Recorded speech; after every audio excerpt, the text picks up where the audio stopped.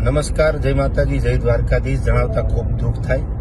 ધંધુકામાં ગઈકાલે બે રમીથી એક ભરવાડ સમાજના યુવાનનું મર્ડર થયું.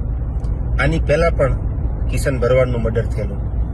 આવી માનસિકતા ધરાવતા જે ન્યુસન્સ છે, હિન્દુ વિરોધી માનસિકતા, તો સરકારશ્રીને અપીલ કરીએ કે વહેલી તકે એમને કડકમાં કડક સજા આપે અને આ પરિવાર જે છે એને ન્યાય આપે.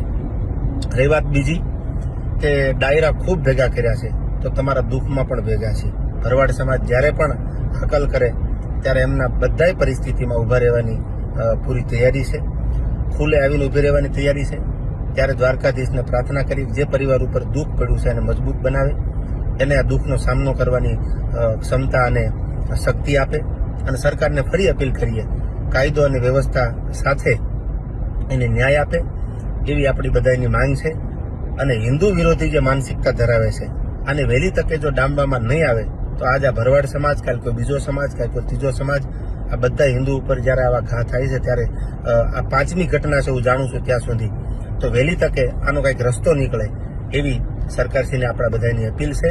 અને જ્યાં જરૂર પડે ત્યાં હૃદયથી, તન, મન અને ધનથી ભરવાડ સમાજ સાથે છીએ. જય સિયારામ, જય દ્વારકાધીશ.